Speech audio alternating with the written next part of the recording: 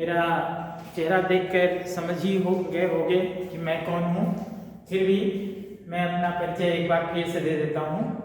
मेरा नाम पीसी कर्ण है।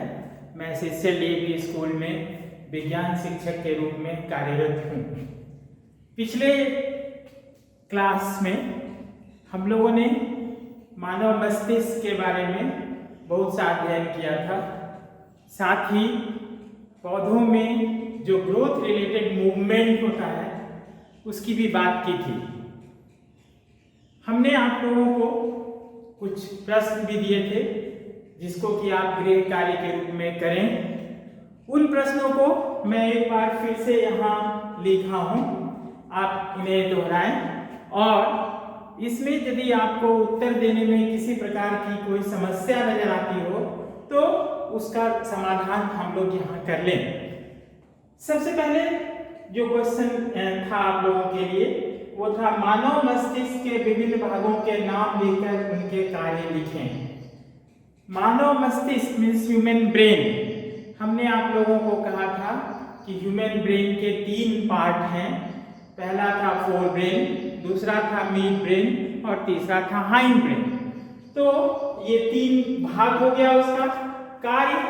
जो फोर ब्रेन है वो centre of reasoning, intelligence, memory, listening etcetera etcetera, ये सभी चीज उसके द्वारा होता है। जो मिड ब्रेन है यह बहुत छोटा होता है। इसका काम है फोर ब्रेन और हाइंड ब्रेन के बीच में कोऑर्डिनेशन करना, साथ ही इनवॉलेंटरी एक्शंस को कंट्रोल करना।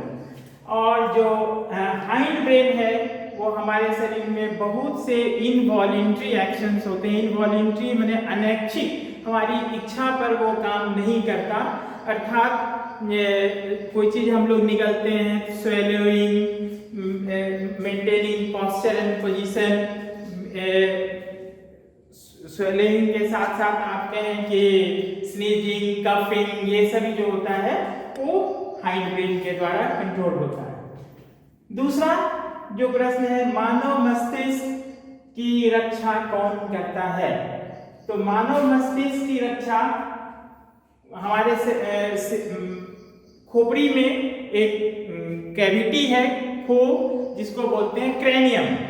क्रेनियम मानव मस्तिष्क की रक्षा करता है और साथ साथ मस्तिष्क के बाहर में 3 लेयर होता है जिसको बोलते हैं मेनिंजेस।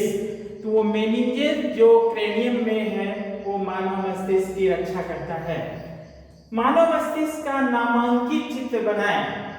आपको शायद याद होगा कि उस दिन हम लोगों ने बोर्ड पर मानव मस्तिष्क का चित्र बनाया था और उसके विभिन्न भागों का नाम लिखा था। तो आप जैसा वो डायग्राम बना हुआ था उसी डायग्राम को आप क्या कहता है बना दें, उसी तरह का नाम उसका लेबलिंग कर दें तो मानव मस्तिष्क का नामांकित चित्र हो जाएगा। इसके बाद जो अगला क्वेश्चन है क्रेनियल नर्व्स क्या है? हमने आप लोगों को कहा था कि हमारे ब्रेन से बहुत से नर्व्स निकलते हैं। वो जो ब्रेन से नर्व्स निकलते हैं, मस्तिष्क से जो नर्व्स निकलता है उसी को बोलते हैं क्रेनियल नर्व्स। तो क्रेनियल नर्व्स क्या है? वैसा नर्व जो हमारे मस्तिष्क से निकलता है उसको बोलते हैं क्रेनियल नर्व्स। इसकी संख्या कितनी होती है? तो ये होता है 12 पेयर्स, 12 जोड़ी, यानी कि टोटल 24। तो ये 24 है क्रेनियल नर्व्स की संख्या।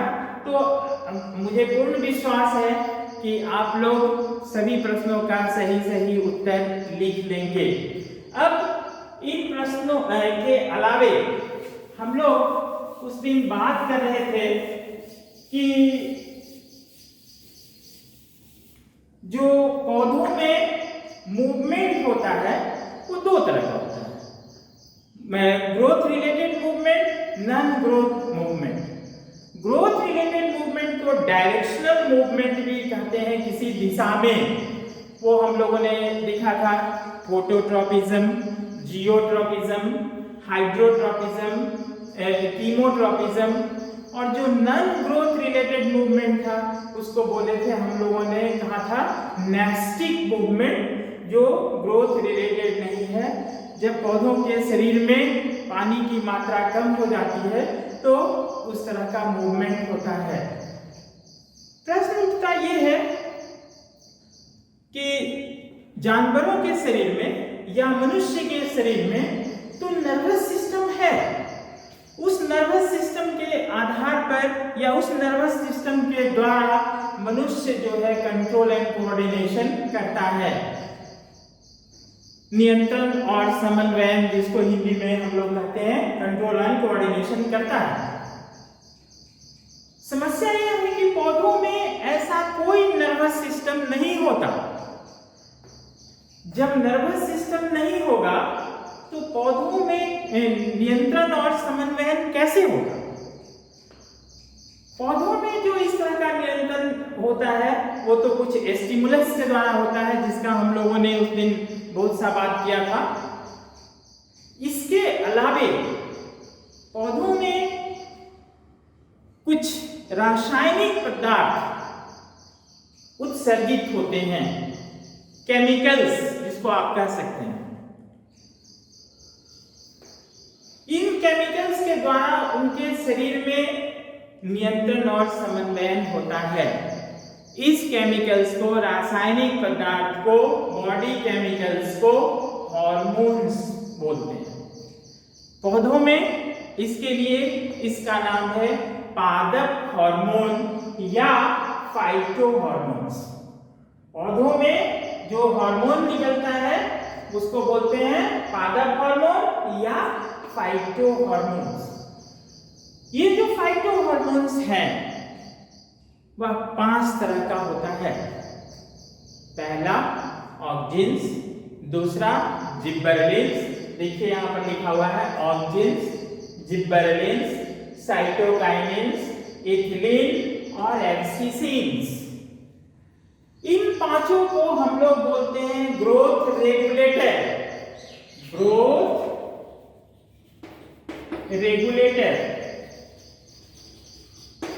ग्रोथ रेगुलेटर माने ग्रोथ को ये रेगुलेट करता है। रेगुलेशन का मतलब ये नहीं हुआ कि रोकता है, रेगुलेशन का ये भी मतलब नहीं हुआ कि बढ़ाता है, या तो वो बढ़ाएगा या घटाएगा, दोनों ही बातें इस ग्रोथ रेगुलेटर में आ जाती हैं। तो phyto hormones are growth regulators. क्या इतना लिखने से इसकी परिभाषा हो जाएगी? बिल्कुल नहीं। पूर्ण परिभाषा देने के लिए आपको लिखना होगा कि phyto hormones are the chemical substances released from various parts of the plant body and bring about control and coordination in their body. इसको हिंदी में कुछ इस तरह से कह सकते हैं, पादप हार्मोन वैसे रासायनिक पदार्थ हैं जो पौधों के विभिन्न भागों से उत्सर्जित होते हैं और उनमें नियंत्रण और समन्वय का कार्य करते हैं। तो इन फाइटो हार्मोन्स को हम लोग बोल रहे हैं ग्रोथ रेगुलेटर। अभी भी मैं कह रहा था आप लोगों को, ग्रोथ बढ़ाना, ग्रोथ रोकना, ये इनका काम दोनों ही है। कोई ग्रोथ बढ़ाता है, कोई ग्रोथ रोकता है। जो ये 5 हैं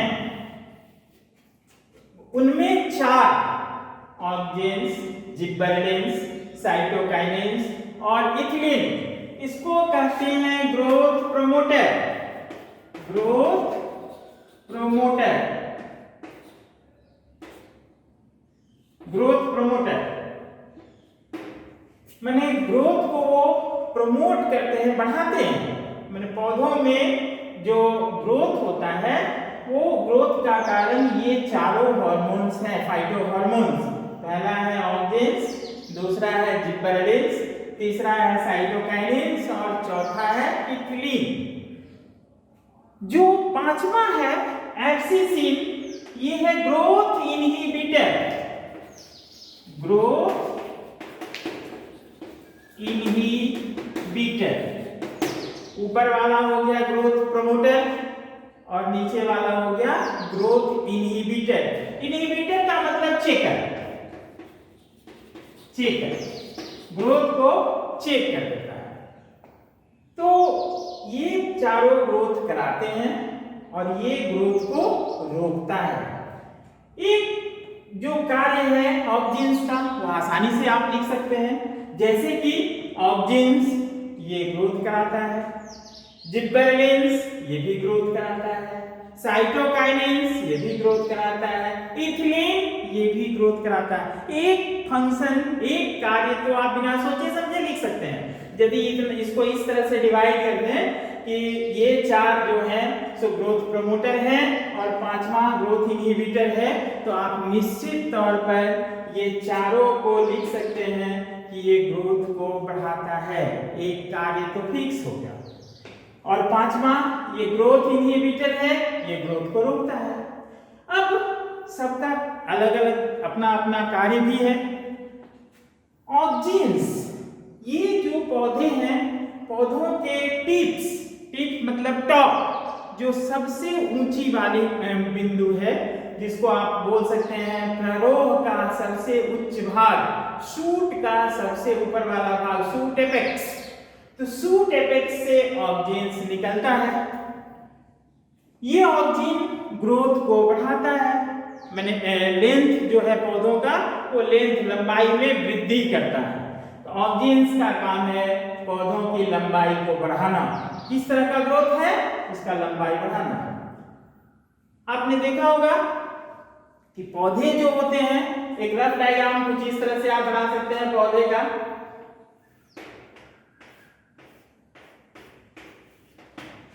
तो ये टॉप हुआ, ये जो टॉप पार्ट है इसको एपेक्स बोलते हैं, एपिकल पोर्शन। ये हमेशा ऊपर रहता है, ब्रांचिंग साइड से निकले, कहीं से निकले, वो इसके बराबर नहीं पहुंच पाता। तो ऑक्जीन्स का काम है to maintain apical dominance, apical dominance को मेंटेन करता है।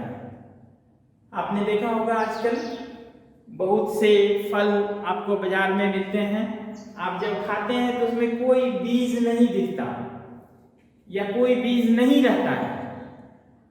हम लोग इसको डेवलप कराते हैं। हम लोग का मतलब ये नहीं कि मैं कराता हूं, हमारे पास साइंटिस्ट भरे हुए हैं, उनका काम है ये। तो सीडलेस फ्रूट जो है, बीज रहित फल का निर्माण ऑक्जीन्स के छिड़काव से होता है। तो इस प्रोसेस को बोलते हैं पार्थेनोकार्पी। इस प्रोसेस को बोलते हैं पार्थेनोकार्पी। एंड जो फ्रूट्स इससे डेवलप होता है उस फ्रूट्स को बोलते हैं पार्थेनोकार्पिक फ्रूट्स। तो ऑक्जीन्स का काम हो गया पौधों की लंबाई को बढ़ाना, एपिकल डोमिनेंस को मेंटेन करना, पार्थेनोकार्पिक फ्रूट्स डेवलप करना। पौधों में कभी कभी आप लोग देखे होंगे कि हम लोग तना काट के जमीन में लगा देते हैं। जब तना काट के जमीन में लगा देते हैं तो वो बाद में देखते हैं जो उसका भाग जमीन के अंदर है उसमें जड़ निकल आता है। वो कैसे निकलता है?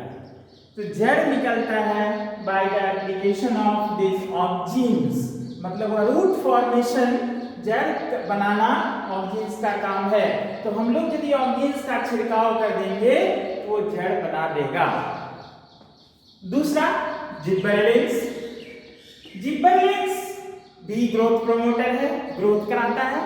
कैसे ग्रोथ कराता है? आप लोग देखे होंगे बहुत से धान के खेत वगैरह में या गेहूं के खेत में गेहूं का बीज छूट जाता है, वह अगले 1 साल तक नहीं उगता, उसके बाद उगता है। ये 1 साल तक वो ऐसे ही जमीन के अंदर पड़ा रहता है। इसको बोलते हैं डॉर्मेंसी पीरियड। डॉर्मेंट मतलब इनएक्टिव, वो इनएक्टिव अवस्था में पड़ा हुआ रहता है जमीन के अंदर। तो आजकल आप देखे होंगे हम लोग बहुत सा चीज सालों भर यूज करते हैं, सालों भर फलता है, 12मासी बोलते हैं उसको।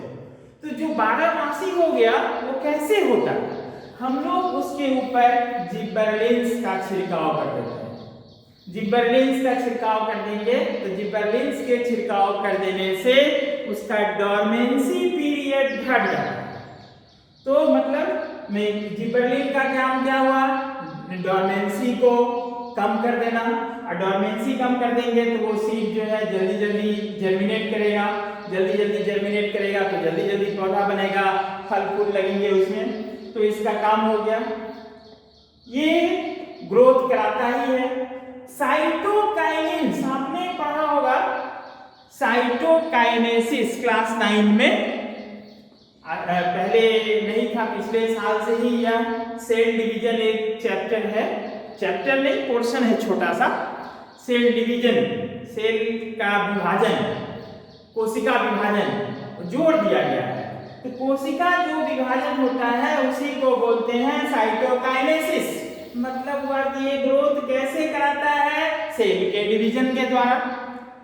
एक सेल आप जान लीजिए, जब मेल गैमीट और फीमेल गैमीट मिलते हैं तो उससे बनता है जाइगोट, और वो जाइगोट एक कोशिका का रचना होता है, उसमें विभाजन होता है बहुत तरह का, और उस विभाजन के द्वारा वो एग्रीगेट ऑफ सेल्स या मल्टी सेलुलर स्ट्रक्चर बन जाता है, और उसी मल्टी सेलुलर स्ट्रक्चर में वो अपना जगह जगह पकड़ लेता है कि हमको क्या काम करना है, उसको बोलते हैं सेल डिफरेंशिएशन।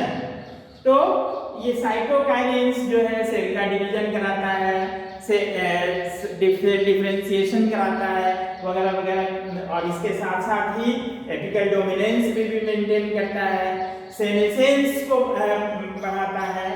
तो ये सभी काम जो है साइटोकाइनेस के द्वारा होता है। इथिलीन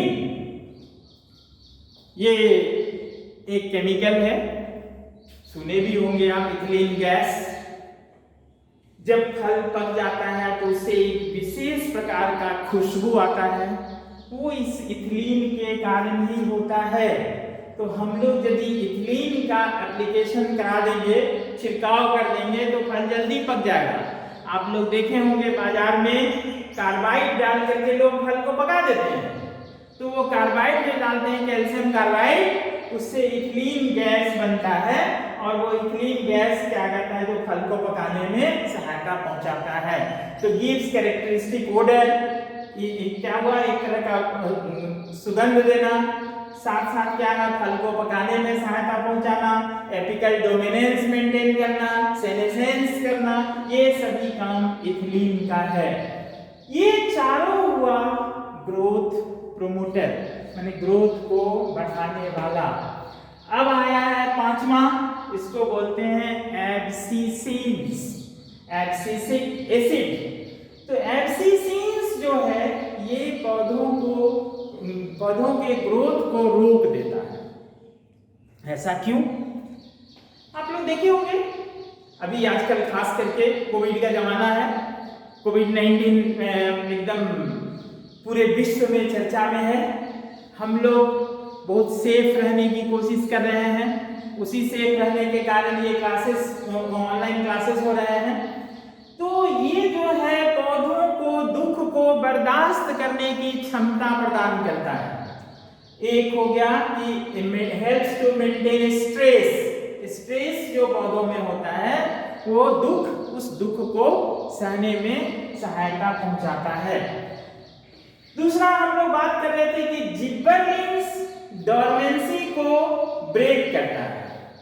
जब जिब्बरलिंस डोरमेंसी को ब्रेक करेगा तो उसका उल्टा काम ये करता है, ये डोरमेंसी को बढ़ा देता है। जब डोरमेंसी बढ़ा देगा तो डोरमेंट हो जाएगा, वो इनएक्टिव हो जाएगा। जब इनएक्टिव हो जाएगा तो उसके ऊपर एटमॉस्फेरिक टेम्परेचर, प्रेशर वगैरह वगैरह का कोई असर नहीं पड़ेगा। तो जिब्बरलिंस का काम क्या हुआ, ग्रोथ को रोकना। क्या हो गया, डोरमेंसी को बढ़ाना। तीसरा क्या हुआ, पौधों को स्ट्रेस से बचाने में सहायता पहुंचाना वगैरह वगैरह। ये सभी काम में ये पादप हार्मोन्स या प्लांट हार्मोन्स जो करते हैं। ऑक्सीजन के लिए एक चीज और मैं बता दूं, आप लोग देखे होंगे कि पौधों में टेंड्रिल होता है, टेंड्रिल,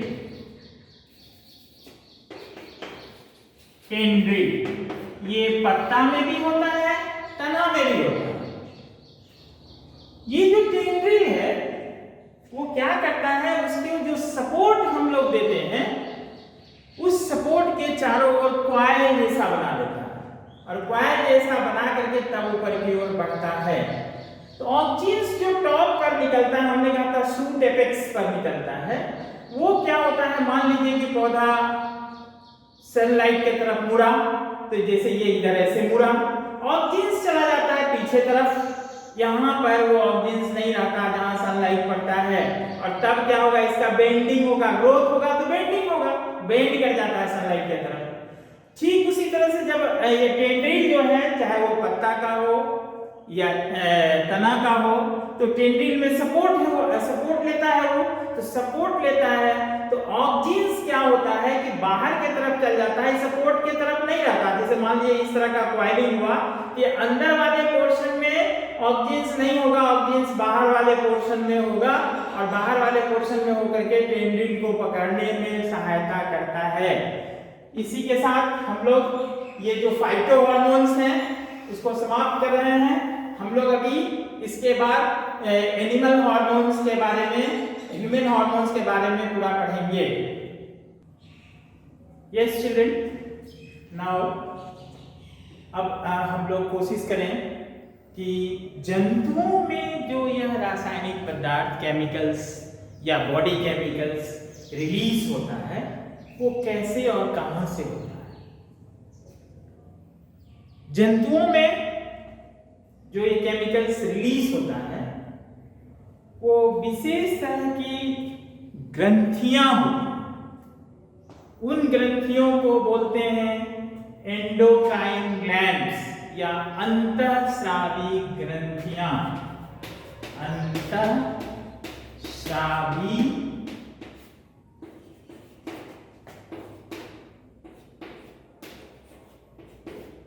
ग्रंथियां, एंडोक्राइन ग्लैंड्स, अंतःस्रावी ग्रंथियां। हमारे शरीर में बहुत से अंतःस्रावी ग्रंथियां हैं। इनको अंतःस्रावी ग्रंथियां पहले कहते क्यों?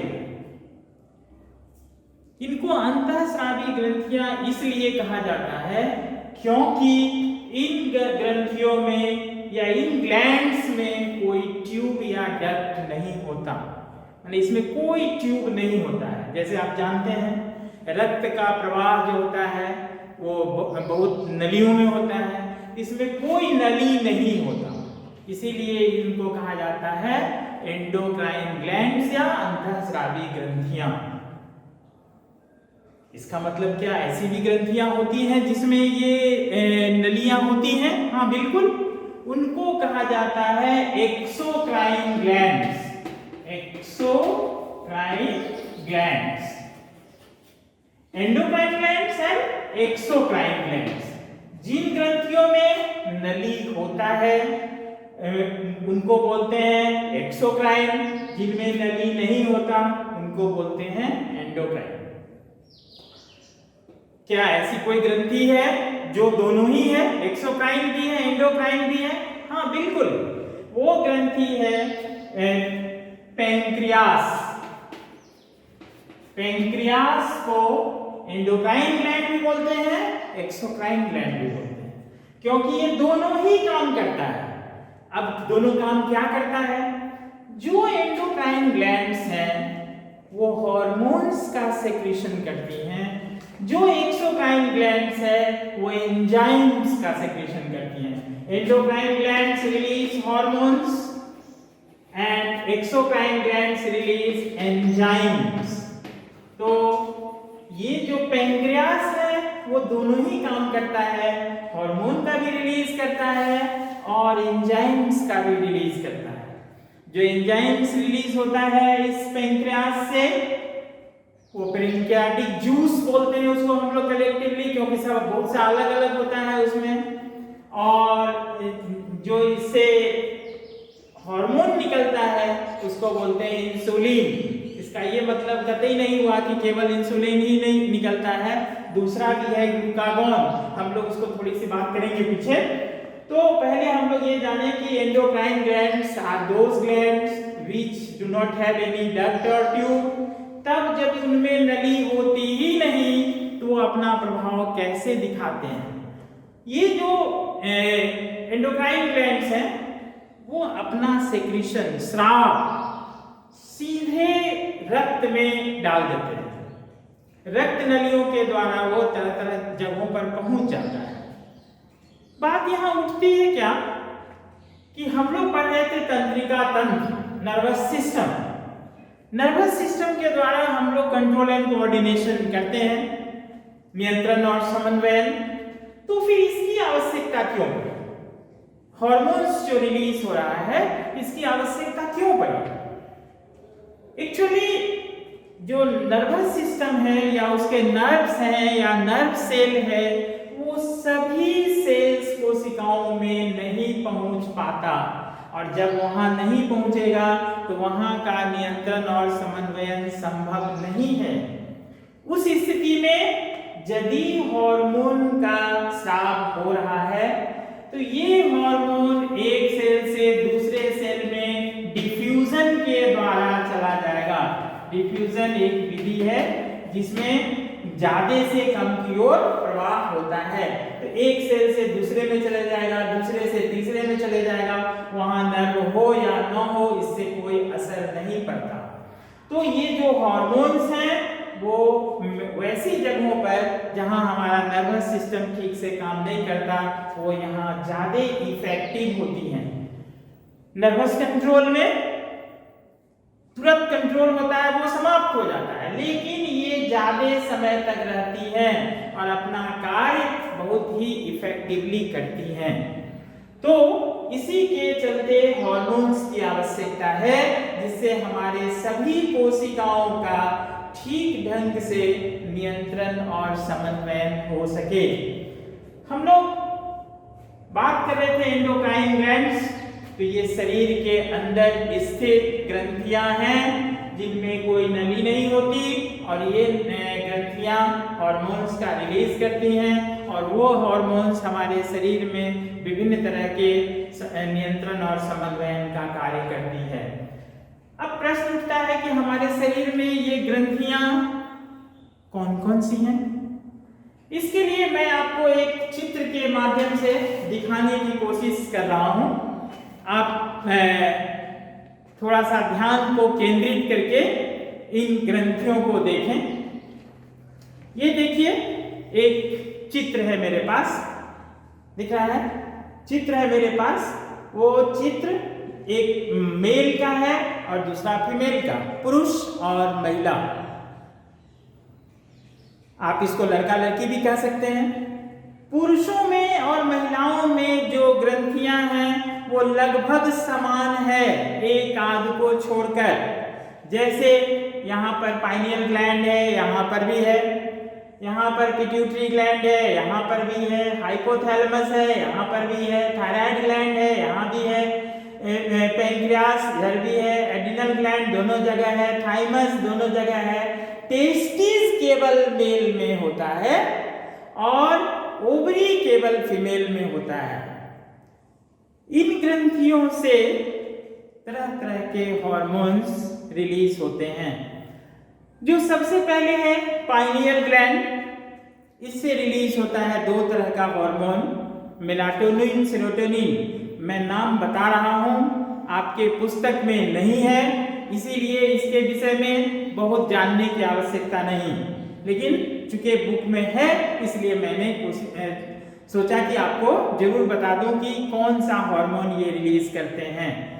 तो पाइनियल ग्लैंड से दो तरह का हार्मोन हो गया, मेलाटोनिन, सेरोटोनिन। दूसरा है हाइपोथैलेमस।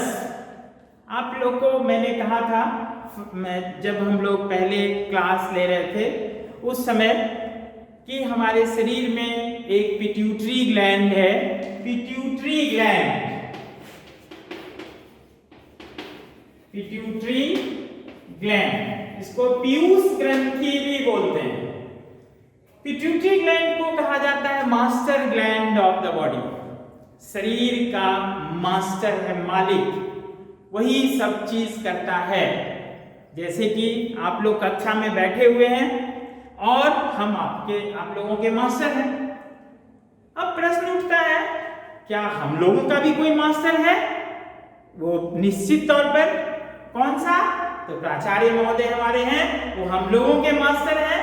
तो बच्चों के मास्टर शिक्षक, शिक्षकों के मास्टर प्रिंसिपल या प्राचार्य। तो ये जो हाइपोथैलेमस है इसको मास्टर ऑफ मास्टर बोलते हैं, मास्टरों का मास्टर है ये।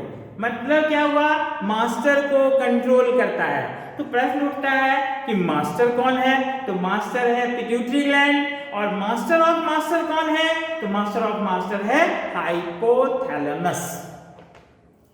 हाइपोथैलेमस पिट्यूटरी ग्लैंड से जितने हार्मोन्स निकलते हैं, एक दो नहीं, पिट्यूटरी ग्लैंड को 3 पार्ट में डिवाइड किया गया है, एंटेरियर लोब, इंटरमीडिएट लोब और पोस्टेरियर लोब।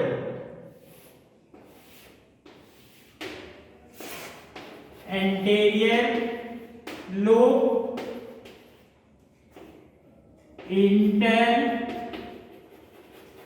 इंटरमीडिएट लोब और पोस्टेरियर लोब।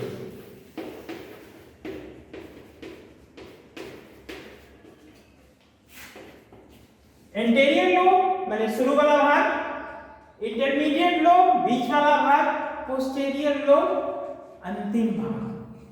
इससे कुल 9 हार्मोन्स निकलते हैं, 9 हार्मोन्स। इंटरमीडिएट लोब से केवल एक 1 हार्मोन, सॉरी यहां से 9 नहीं, यहां से 6, इसमें एक हार्मोन, और पोस्टेरियर लोब से 2 hormones, total 9 hormones, total 9 hormones. तो पिट्यूटरी ग्लैंड से टोटल 9 हार्मोन्स निकलता है। आपको इन 9 हार्मोन के बारे में जानने की आवश्यकता नहीं है, क्योंकि ये आपके सिलेबस में नहीं है। कुछ तो जानना पड़ेगा ही। इसमें से पिट्यूटरी ग्लैंड से वो जो हार्मोन निकलता है मुख्य रूप से, उसको बोलते हैं ग्रोथ हार्मोन, जो हमारे शरीर को बढ़ाता है। यदि सही मात्रा में स्राव हुआ तो, मात्रा यदि घट गई तो आपका ग्रोथ नहीं होगा, आप बौने हो जाएंगे, और जब बौने हो जाएंगे तो उसको बोलते हैं ड्वार्फिज्म, वो ड्वार्फिज्म हो जाएगा। यदि आप ज्यादा स्राव हो गया तो बहुत लंबे हो जाएंगे, बहुत लंबे हो जाएंगे तो उसको बोलते हैं जाइगेंटिज्म। तो पिट्यूटरी ग्लैंड से जो हार्मोन निकलता है वो ग्रोथ हार्मोन लंबाई को मेंटेन करने में सही रखता है, यदि सही मात्रा में है तो, और ज्यादा हो गया तो ज्यादा लंबाई, कम हो गया तो आदमी बौना हो जाता है। तो ये पिट्यूटरी ग्लैंड को कंट्रोल करता है हाइपोथैलेमस। उसके बाद है थायराइड ग्लैंड। तो पिट्यूटरी ग्लैंड से मुख्य रूप से एक हार्मोन आप कहिए होता तो है 9, लेकिन आप कहिए ग्रोथ हार्मोन, और इसका काम क्या है, हमारे शरीर में ग्रोथ को मेंटेन करना। पिट्यूटरी ग्लैंड के बाद दूसरा हम लोग बात कर रहे थे थायराइड ग्लैंड। थायराइड ग्लैंड जो है ये हमारे शरीर में गले में होता है। थायराइड ग्लैंड से एक हार्मोन का रिलीज होता है जिसका नाम है थायरोक्सिन। थायराइड ग्लैंड, थायरोक्सिन, ये थायरोक्सिन हम लोग जो खाना खाते हैं उसमें कार्बोहाइड्रेट, फैट्स, प्रोटीन्स वगैरह होता है, उसका मेटाबॉलिज्म कराता है, बॉडी में जमा होने नहीं देता, ठीक से बॉडी को मेंटेन करके रखता है। यदि इसकी मात्रा घट जाए तब क्या होता है, या मात्रा बढ़ जाए तो यहाँ पर वो गला में फूल जाता है, और वो फूल जाता है, उस बीमारी को बोलते हैं ग्वाइटर। किसके कारण से होता है, यदि आपके खाने में आयोडीन की मात्रा कम हो। आयोडीन कहाँ से मिलता है, हम लोग रहते हैं सब हिमालयन रेंज में, यहाँ पर आयोडीन की मात्रा पानी में, जमीन में कम होता है, इसीलिए हम लोग नमक में आयोडीन मिला देते हैं। और देखिएगा आप नमक के पैकेट पर लिखा हुआ रहता है आयोडाइज सॉल्ट, मतलब आयोडीन युक्त नमक। हम लोग उसको खाएं तो हमको कोई समस्या नहीं होगी। यहाँ पर है थाइमस ग्लैंड, इससे निकलता है थाइमोसिन, और फिर है एड्रिनल ग्लैंड, ये दोनों किडनी के ऊपर में होता है एड्रिनल ग्लैंड, और इससे एक हार्मोन निकलता है एड्रिनल ग्लैंड।